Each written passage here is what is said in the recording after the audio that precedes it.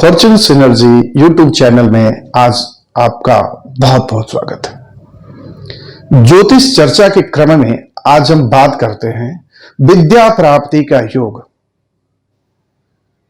ज्योतिष विद्या प्राप्ति के बारे में क्या कहता है?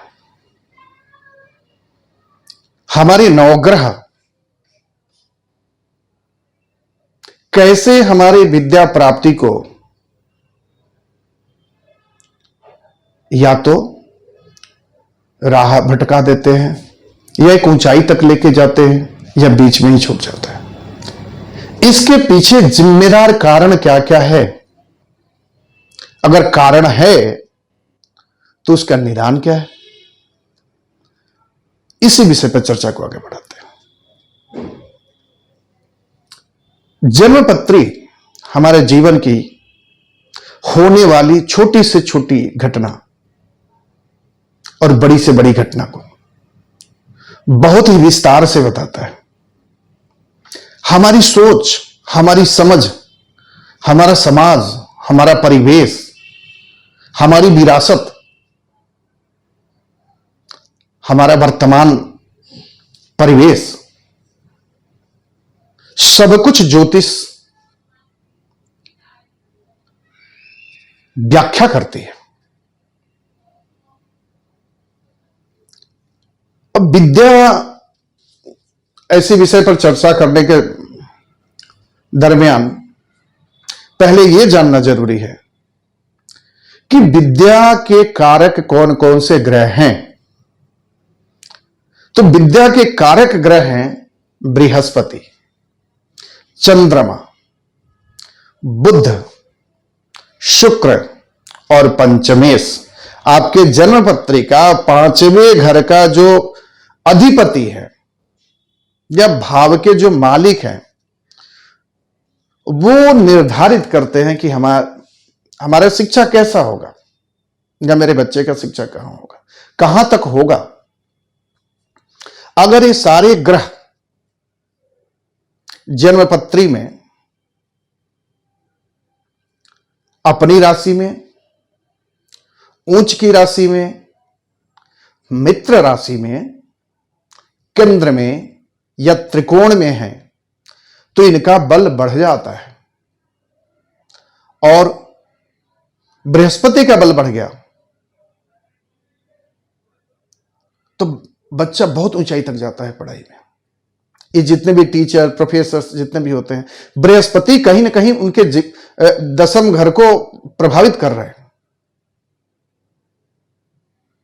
तभी हमारा प्रोफेशन बनता है। हमारी शिक्षा कैसी रही उसके बेस पर हमारा प्रोफेशन, हमारा कैरियर तैयार होता है। चंद्रमा जो ज्ञान देते हैं, किस तरह का ज्ञान देते हैं? सारी विद्याएं, सारे ग्रह अपने अपने कारकत्व के हिसाब से ही देते हैं।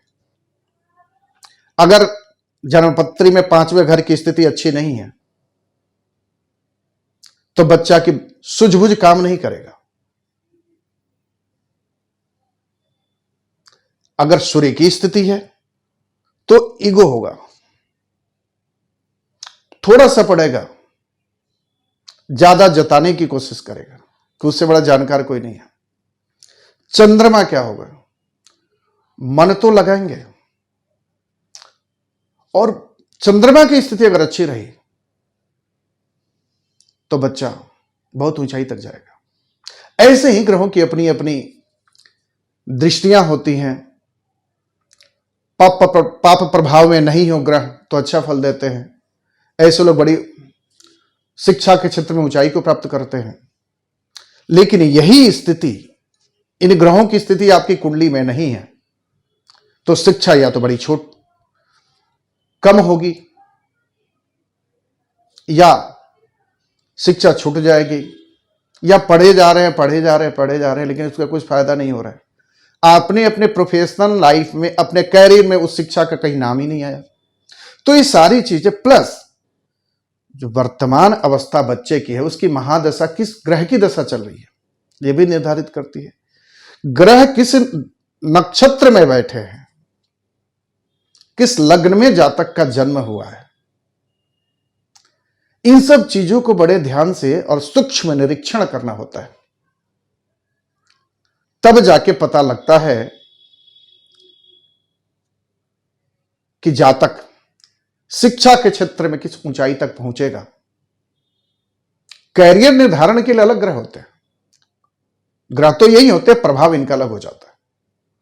तो अगर आपका बच्चा भी पढ़ाई में मन नहीं लगा रहा हो या पढ़ता है तो उसके समझ में नहीं आता, तो उसके लिए 3 उपाय बताता हूं। आप बच्चे से करवाएं या खुद करें, आप देखेंगे कि धीरे धीरे बच्चे की रुचि शिक्षा की तरफ बढ़नी शुरू हो जाएगी। पहला उपाय क्या है? सरस्वती देवी जो हैं विद्या की देवी कही गई हैं। हमें जो भी विद्या प्राप्त होती है, जो भी ज्ञान होता है, जो भी बुद्धि मिलती है, सरस्वती देवी का आधिपत्य है उस पर। तो सरस्वती देवी का ओम ह्रीं सरस्वत्यै स्वाहा, इस मंत्र का 11 बार बच्चा 21 बार कितना भी संख्या में बोले, उसको एक नियम बंधवाइए। शिव आराधना करने से भी शिक्षा में आ रही रुकावट दूर हो जाती है। तो शिव जी की पूजा करे बच्चा या माता पिता करें, हनुमान जी की पूजा करें, हनुमान चालीसा का पाठ करवाइए बच्चे से। एक हनुमान चालीसा का पाठ बच्चा डेली करे, आप देखेंगे कि बच्चा कैसे उसकी सूझबूझ बढ़नी शुरू हो जाती है। हनुमान जी कहेंगे ज्ञानिनाम अग्रगण्यम बुद्धिम मताम वरिष्ठम, विद्वानों में वरिष्ठ हनुमान जी हैं। ज्ञानिनाम अग्रगण्यम, ज्ञानियों में अग्रगण्य है। और हमने इन तीनों मंत्र के प्रभाव को देखा है अपने जीवन में, बहुतों को बताया गया और बहुत लोग लाभान्वित हुए। तो अगर बच्चा पढ़ने में मन नहीं लगा रहा है या कोई ना कोई उसकी रुकावटें आ रही है, सरस्वती मंत्र का करें, 11 बार 21 बार जाप करें, लेकिन समय निश्चित होनी चाहिए, या सुबह शाम को कभी भी, लेकिन नियत समय पर रहे, उसका लाभ मिलेगा। शिव की पूजन करें, शिव मंदिर में जाएं, भगवान की जल चढ़ाएं, जो भी उपलब्ध सामग्री उनसे पूजा करें। तीसरा उपाय है बच्चे से एक हनुमान चालीसा का पाठ डेली करवाइए, और वही बच्चे की आ रही शिक्षा में सारी विघ्न, सारी रुकावटें देखते देखते खत्म होनी शुरू हो जाएगी। और एक दिन ऐसा आएगा कि वही बच्चा जो मंद बुद्धि का था या पढ़ाई में इच्छा उसकी नहीं होती थी, वही आगे जाकर विद्या में अग्रणी बनता है, बहुत शिक्षा के क्षेत्र में ऊंचाई को प्राप्त करता है। तो ये 3 उपाय में से कोई भी अपने बच्चे से करवाएं, आप देखेंगे कि बच्चे के जीवन में परिवर्तन आएगा। आज की चर्चा यहीं, फिर किसी दूसरे चर्चा के साथ आपसे मिलता हूं। धन्यवाद।